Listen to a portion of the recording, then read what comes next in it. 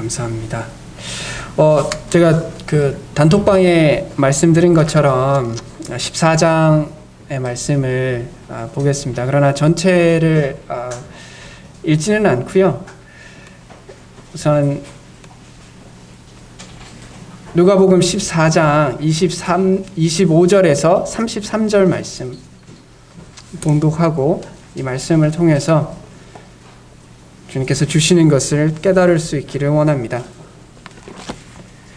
누가복음 14장 25절에서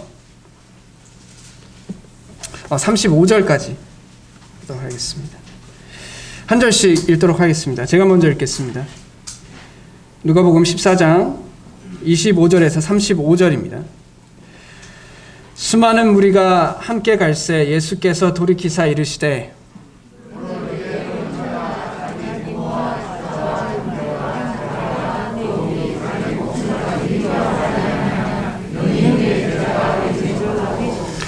누구든지 자기 십자가를 지고 나를 따르지 않는 자도 능히 내 제자가 되지 못하리라.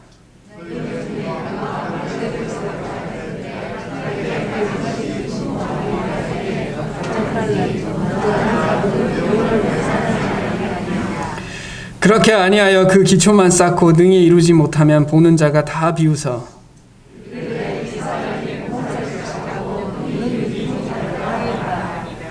또 어떤 임금이 다른 임금과 싸우러 갈 때 먼저 앉아 1만 명으로서 저 2만 명을 거느리고 오는 자를 대적할 수 있을까 헤아리지 아니하겠느냐.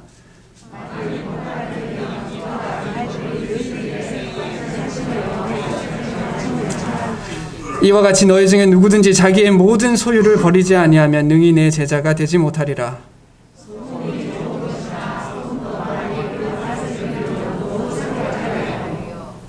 땅에도 걸음에도 쓸데없어 내버리느니라. 들을 귀가 있는 자는 들을지어다 하시니라. 아멘. 오늘 말씀은 읽어보셔서 아시겠지만 제자에 대해서 이야기합니다. 예수님의 제자가 되는 조건에 대해서 이야기합니다. 그러나 문제는 이제 여러분들 마음속에 이제 어떤 고민이 있는지 어느 정도 제가 좀 이해가 돼요. 성도님들 가운데 이거 읽으실 때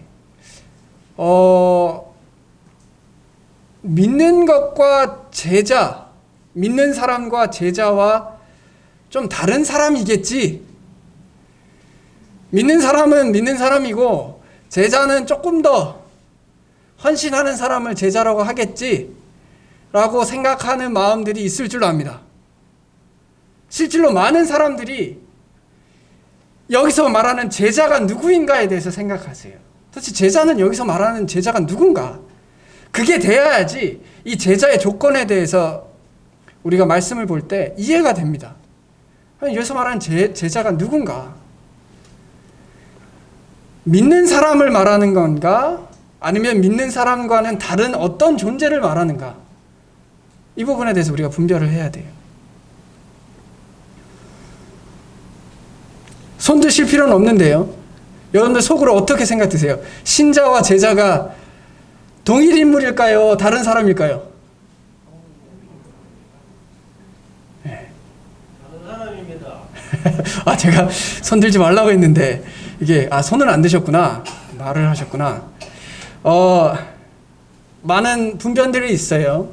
그러나요, 저희가 어떤 분별을 해갈 때 가장 중요한 건 말씀에서 무엇을 하고 이야기하는가입니다. 저도 그 부분에 대해서 찾아보았어요. 도대체 말씀에서 이 신자와 믿는 사람이 제자인가, 아니면 믿는 사람들 중에 믿는 사람이 따로 있고 또 제자는 또 따로 있구나, 이렇게 이야기하고 있는가, 이 부분에 대해서 말씀을 통해서 묵상해 보았습니다. 첫 번째, 사도행전 5장 12절에서 14절에 보면 이제 믿는 사람들이 예루살렘에서 많이 생기게 돼요.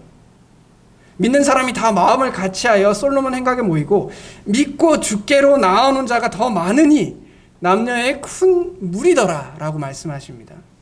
그리고 난 이후에 사도행전 6장 7절을 보세요.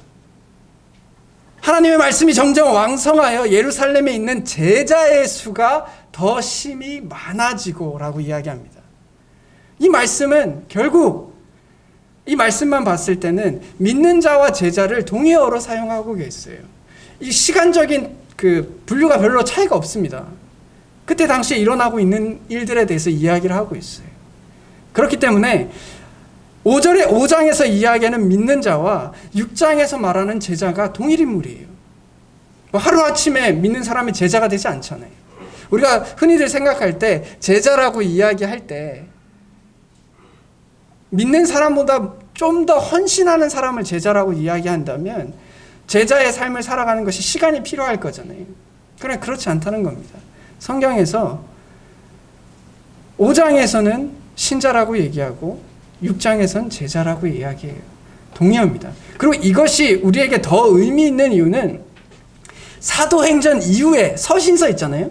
서신서에서 단 한 번도 제자라는 단어를 사용하지 않아요. 오직 믿는 사람 혹은 그리스도인으로 통일하게 됩니다. 그럼 만약에 제자들 믿는 사람들 중에 제자라는 새로운 부류가 있다면 서신서 이후에는 그런 제자가 아무도 없다는 얘기인데요. 그건 말이 안 되잖아요. 확인해 보시면 아시겠지만 제자라는 단어가 사용된 것은 사복음서와 사도행전이 전부예요. 그 이해는 없습니다. 그 말은 믿는 사람이 제자예요. 그래서 예수님께서 제자들에게 하는 이 말씀이 우리에게 하는 말입니다. 왜 우리가 믿는 사람과 제자를 나누냐면요. 두 가지 이유가 있을 거예요. 어떤 분들은 제자로서의 삶을 살고 싶지는 않은데 믿는 자로서의 유익은 누리고 싶어요. 그러니까 스스로를 합리화하는 방법 중에 하나가 나는 믿는 사람인데 제자라는 다른 부류가 있어. 그들은 나와는 다르게 무언가를 좀 더 헌신하는 사람들이야. 그러니까 나는 괜찮아. 왜냐하면 나는 그냥 신자고 저 사람들은 제자니까. 괜찮아. 또 한편 제자된 입장에서 이제 신자들을 바라보면서 이렇게 얘기하는 거예요. 그래, 나는 보통 신자들하고는 달라. 나는 제자지. 그러면 나는 다른 사람과 달라. 이런 이유들로 사람들 마음속에 신자와, 물론 그 이유만 있지는 않겠죠. 신자와 제자의 모습이 나눠질 때가 있습니다. 그런데 성경에서는 적어도 제가 분별하는 부분에 있어서는 믿는 자와 신자와 제자를 따로 나누어 이야기하고 있지 않습니다. 믿는 사람이 제자고 제자가 믿는 사람이에요. 그러니까 오늘 이 말씀에 해당이 안 되는 사람이 없다고.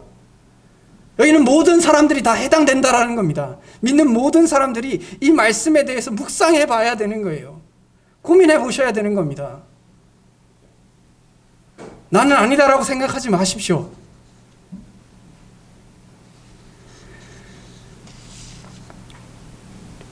사도행전 11장 26절에 보면 제자들이 비로소 그리스도인이다라고 일컬음을 받았다라고 얘기해요. 이제 단어가 이제 그리스도인들을 지칭하는, 믿는 자들을 지칭하는 그 단어가 이제 어느 정도 이제 정리가 되어 가는 거예요. 역사적으로 시간이 지나면서 이제 믿는 사람을 그리스도인이라고 하자, 제자를 그리스도인으로 하자라고 정리가 되어져 갑니다. 그래서 우리는 제자예요. 제자의 삶을 살아야 합니다. 우리는 신자예요. 또 신자의 삶을 살아야 합니다. 또 우리는 그리스도인이에요. 또 그리스도인의 삶을 살아야 해요. 그리스도인이란 말은 이제 영어로 얘기하면 크리스찬이라는 말이에요. 그리고 이 말은 뜻은 그리스도를 따르는 사람들이라는 뜻입니다. 그게 그리스도인이에요. 예수님께서 이 제자의 특징에 대해서 이야기하는데요. 제자가 되기 위해서 조건이 있는데 그것은 계산해야 된다고 이야기합니다. 여러분들 계산적인 사람 별로 안 좋아하죠? 좋아하십니까? 제가 어떤 기사를 봤는데 이제 계산적인 사람들은 질병에 걸릴 확률이 더 높대요. 네. 이게 하나하나 이제 어떤 사건들에 대해서 이제 셈을 계속 해야 되니까 어떤 사건들에 대해서 내가 이만큼을 주면 이만큼 받아야 된다는 거죠. 그러니까 이제 질병이나 혹은 이제 그 정신적으로 그 어려움이 있을 때가 보통 그 계산적이지 않는 사람들보다 더 높다라고 이야기하더라고요. 근데 성경에서 아마 우리가 이야기하는 계산적인 사람이 별로 이제 안 내키는 이유는 그 계산적인 내용이 자신의 유익을 계산하기 때문일 거예요. 내가 이만큼을 주면 이만큼을 받아야 된다라고 생각하니까 계산적인 사람을 우리가 꺼려 할 겁니다. 계산적인 사람은 좀 꺼려 하죠. 그리고 약간 부정적인 시각을 가지고 있잖아요. 그러나 하나님께서 우리에게, 제자인 우리에게 계산하라라고 합니다. 계산해라. 도대체 뭘 계산하라는 걸까요? 말씀을 통해서 제자로서 계산해야 되는 것, 제자의 계산법에 대해서 말씀을 보기를 원합니다. 제자는 과연 무엇을 계산하는가? 제자는 무엇을 계산하는가 생각해 봐야 합니다. 그러기 위해서 또 성경에 있는 말씀들에 대해서 한번 이야기해 보겠습니다. 이 계산이라는 단어 있잖아요. 이게 헬라어로 소피조라는 이제 세이피조라는 단어인데요. 제가 이렇게 얘기할 때 참 마음에 부담이 없습니다. 왜냐하면 뭐라고 얘기해도 사실 모르시겠죠? 제가 뭐 아무 얘기해도 모르시잖아요. 어쨌든 그 단어가 한 번 나와요. 계시록을 제외하고 계시록에서 한 번, 여기서 한 번 나와요. 계산한다는 단어입니다. 근데 이 단어가 또 어디에 같은 원어를 가지고 어디에서 쓰여지냐면 투표할 때 쓰여져요. 사도행전 26장 10절에 사도 바울이 자신의 과거에 대해서 회개하면서 이야기합니다. 자신이 예루살렘에서 이런 일을 행하여 대제사장들에서 고난을 받아가지고 많은 믿는 자들을 옥에 가두고 또 죽일 때 내가 찬성 투표를 했다라고 얘기해요. 이때 히브리의 사람들이 투표할 때 어떻게 하냐면 사람을 죽일까 살릴까 투표할 때 어떻게 하냐면 흰 돌과 검은 돌 중에 흰 돌은 무죄예요. 검은 돌은 이제 유죄인 겁니다. 그래서 사람들에게 쭉 돌아서 이제 투표를 할 때 흰 돌을 던진 게 많으면 이 사람이 이제 무죄인 거고 검은 돌이 많으면 이 사람 죽는 거예요. 이 단어가 계산하다하고 똑같은 원어를 가지고 있어요. 왜냐? 우리가 누군가의 생명을 여기서는 죽이기까지 한단 말입니다.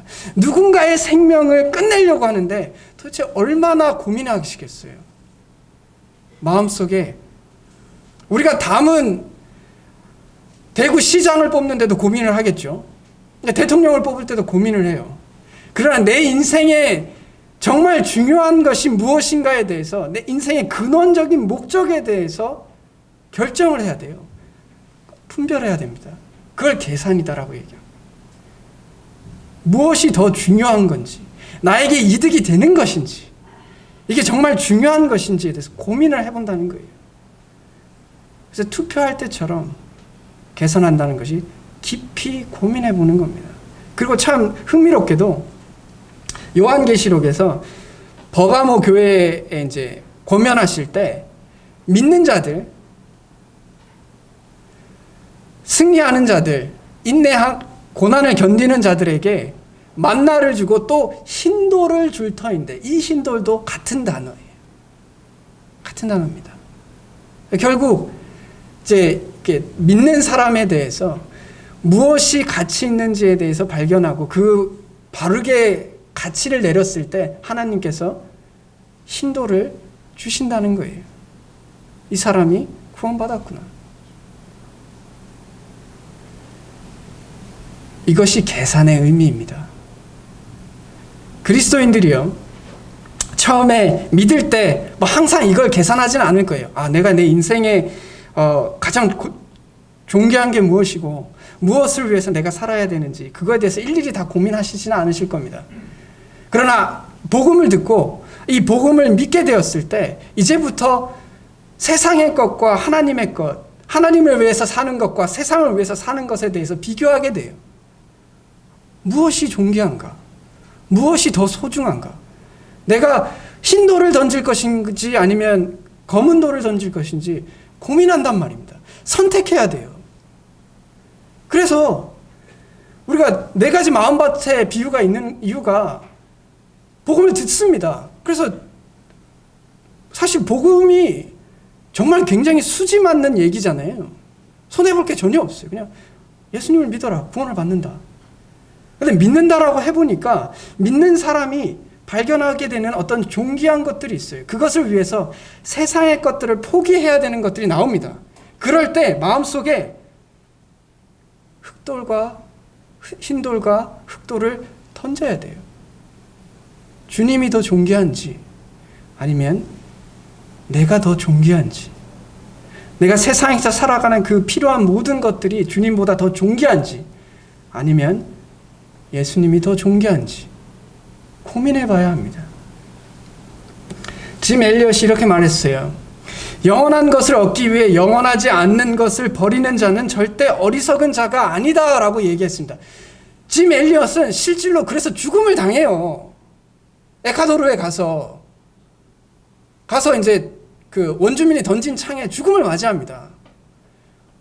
그리고 그들 중에 같이 갔던 선교사들 중에 총이 있었음에도 총알을 원주민을 위해서 쓰지 않아요. 그들 향해 총을 쏘지 않습니다. 왜 그럴 수 있었겠어요? 그들의 마음속에 영원한 것을 얻기 위해서 어차피 죽을 수밖에 없는 인생을 버리는 것은 절대 어리석은 짓이 아니다라는 걸 그들이 믿었다라는 거죠. 이걸 반대로 얘기해 볼게요. 영원하지 않는 것을 얻기 위해 영원한 것을 버리는 것은 정말 어리석다인 거예요. 우리가 어차피 잃어버릴 것들이에요.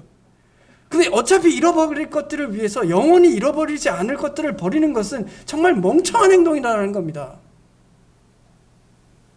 예수님께서 너희 가족을 미워하라라고 이야기하고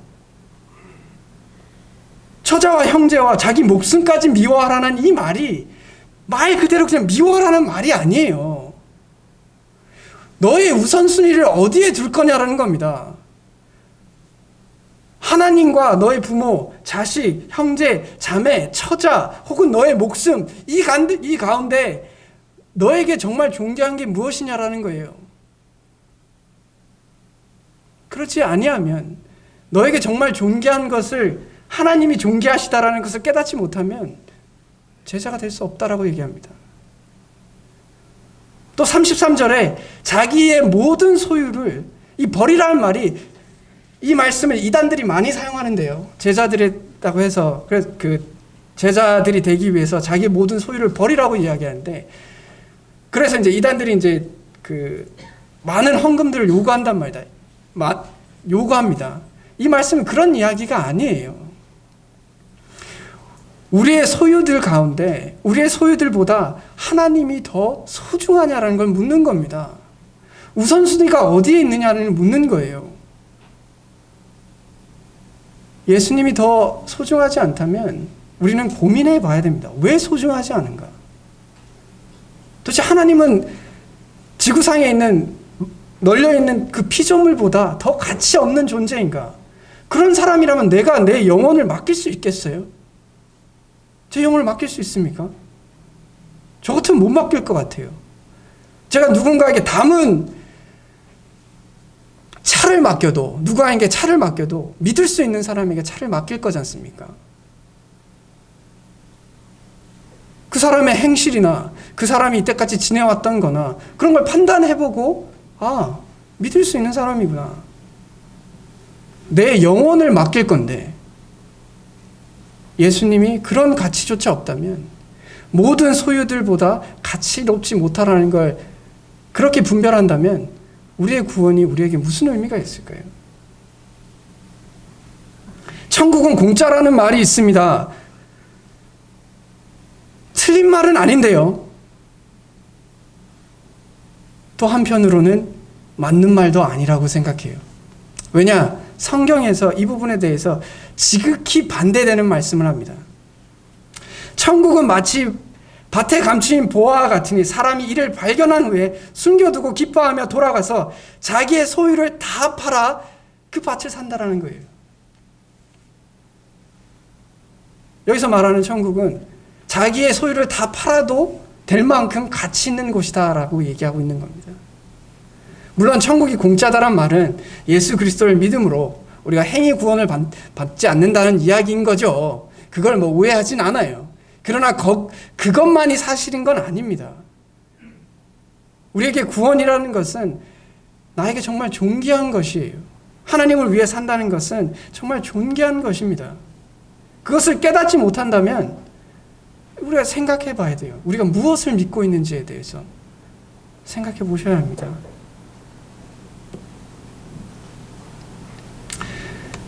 제자의 조건들 중에 누구든지 자기 십자가를 지고 나를 따르지 않는 자도 능히 내 제자가 될 수 없다라고 얘기합니다.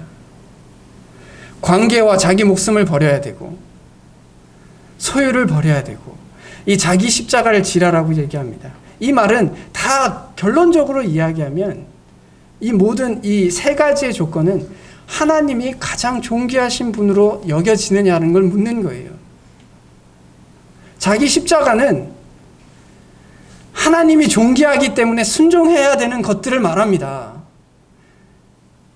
예수님께서 나의 십자가를 지라고 하지 않았어요. 자기 십자가를 지라고 했습니다. 그것을 좀 더 구체화하면 하나님이 존귀하시기 때문에 하나님이 안 계시면 하지 않을 것들을 내가 지금 하고 있느냐라는 거예요. 주님을 위해 살다 보면 괴롭습니다. 이게 뭐 특별히 믿지 않는 사람보다 뭐 햇빛이 더 뜨겁고 날이 더 춥고 이런 개념이 아니에요. 세상에서는 속이고 내가 원하는 이익을 추구하고 남을 해코지해도 괜찮다라고 얘기해요. 걸리지만 않으면. 그러나 성경에서 이야기하는 것은 그렇게 사는 것이 아니다라고 얘기합니다. 그럼 자기 십자가를 진다는 것은 예수님이 땀이 피가 되도록 기도하신 것처럼 정말 괴로운 일들이 우리에게 있다라는 거예요. 예수님을 믿다 보면 그 일을 해 가겠느냐라고 묻는 겁니다. 내가 참 소중해서 정말 하기 싫은 것들, 많은 것들이 있을 수 있어요. 물질을 내려놓는 것도 있을 수 있고요. 누군가에 대해서 회개하는 것도 그럴 수도 있고요. 누군가를 용서하는 것도 그럴 수 있고요. 그 모든 것들이 정말 괴로울 수 있습니다. 그러나 주님 계시니까 우리 그렇게 살지 않나요? 살다가 그런 경험들 있으시지 않나요? 정말 하기 싫다. 이거 제가 말을 못하고 정말 속으로 그럴 때가 있잖아요. 고통스러울 때가 있어요.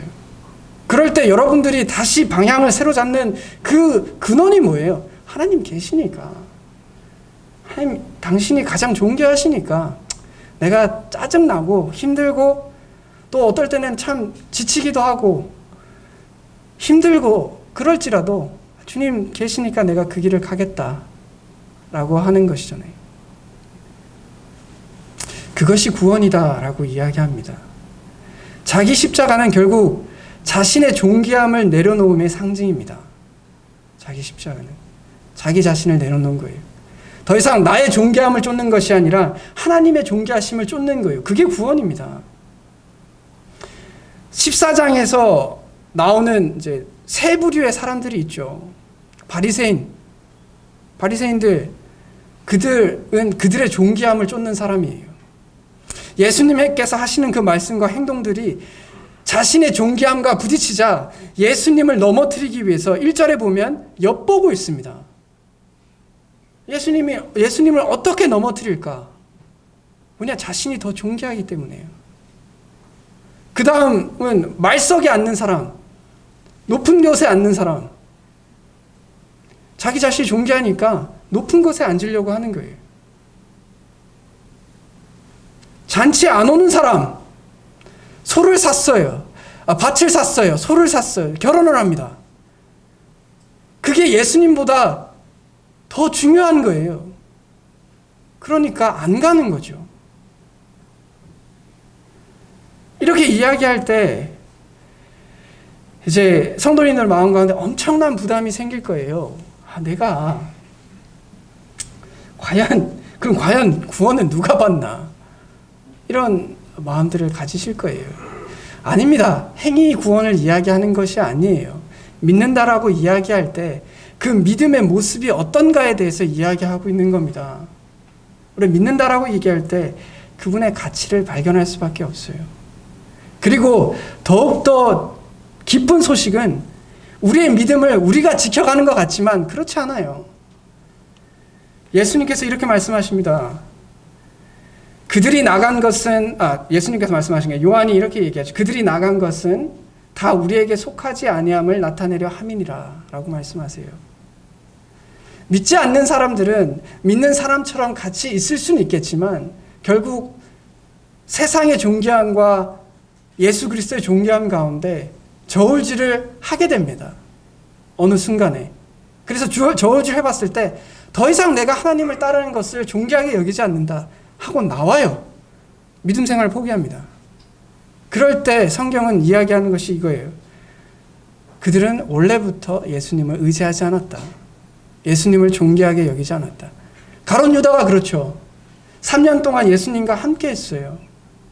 귀신도 쫓았습니다. 그러나 가룟 유다가 사랑했던 건 돈이었어요. 예수님을 존귀하게 생각하지 않았습니다. 우리의 믿음을 지켜갈 수 있는 것은 우리에게 가지고 있는 알량한 그 믿음의 크기가 아니라 예수님께서 이렇게 말씀하세요. 베드로에게 이렇게 얘기합니다. 사탄이 너희를 밀가부르듯 하려고 요구하였으나 내가 너를 위하여 내 믿음이 떨어지지 않기를 기도하였다라고 얘기합니다. 이 말씀은 우리의 믿음이 지켜져 가는 것은 우리가 인간적으로 믿자 이렇게 하는 것이 아니라 하나님께서 우리를 위해서 기도하고 계세요. 예수님께서 우리를 위해서 기도하고 계십니다. 우리의 믿음이 끊어지지 않도록, 우리가 믿음을 지켜갈 수 있도록, 우리의 믿음이 성장할 수 있도록 우리를 위해서 계속해서 기도하고 계세요. 그러면 우리가 고백할 수 있는 것은 하나님 그 은혜를 계속해서 부어주십시오. 이 믿음 안에 있는 이 확신 가운데 살게 하여 주시옵소서. 그것이 하나님께서 우리에게 베푸시는 가장 큰 은혜 중에 하나입니다. 흥미롭게도 가룟 유다를 위해서는 기도하지 않으셨어요. 베드로를 위해서 기도하셨습니다. 그러나 가룟 유다를 위해서는 기도하지 않으셨어요. 이런 제자들이 누리는 것에 대해서 이야기하는 것으로 마치겠습니다. 이런 제자들은 도대체 무엇을 누리는가? 자신보다 하나님을 존귀하게 여기는 자들이 누리는 것이 무엇인가? 34절과 35절에 소금이 좋은 것이나 가치 있는 거예요.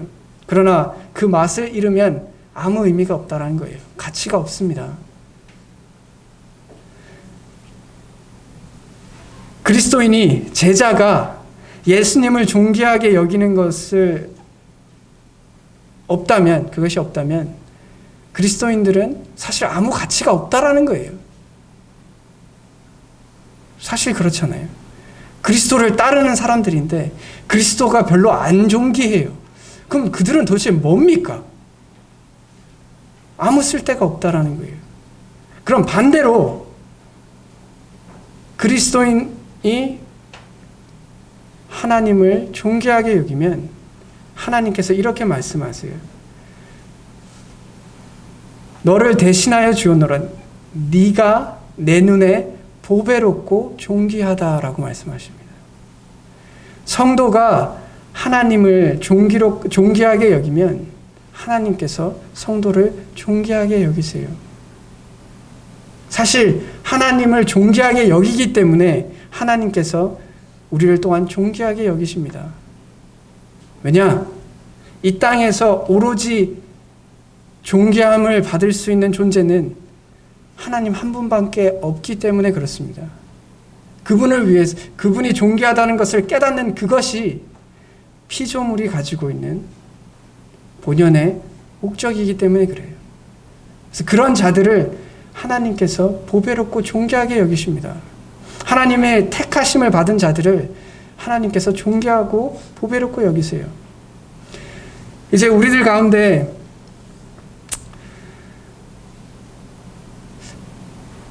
하나님을 존귀하게 여기는 자들이 누리는 것이 하나님이 나를 존귀하게 여기는 것이 답니까? 라고 생각하시는 분들이 계실 수 있어요. 그게 다야? 그러나요, 만약에 우리가 하나님을 존귀하게 여기신다면 그런 하나님께서 나를 존귀하게 여긴다는 것의 크기가, 그것의 감격함이 얼마나인지에 대해서 발견하게 되실 겁니다.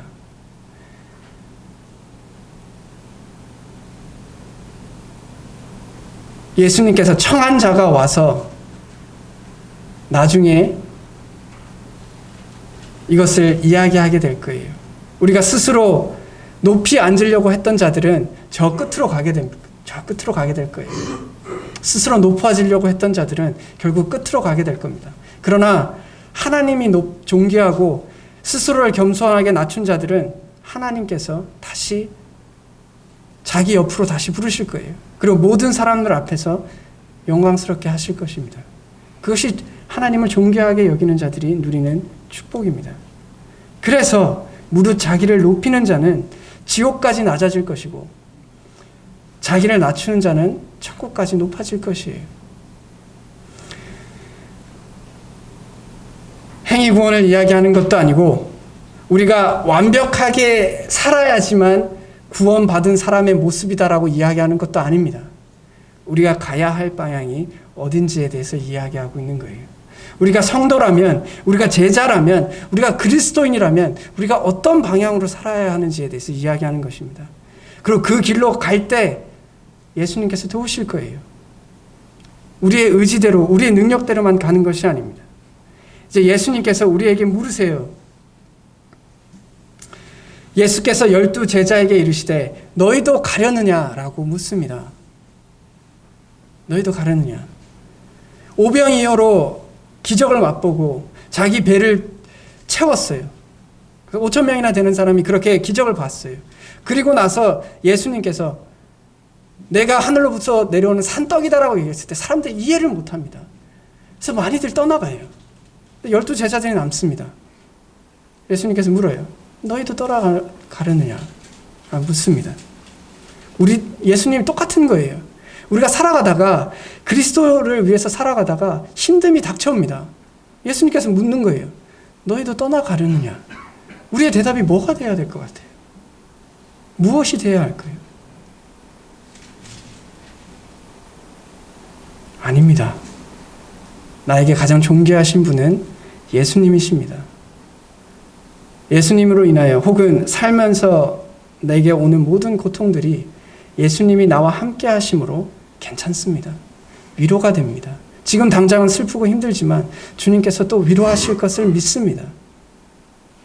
그러므로 주님과 동행하기를 원합니다. 주님을 계속해서 따르기를 원합니다.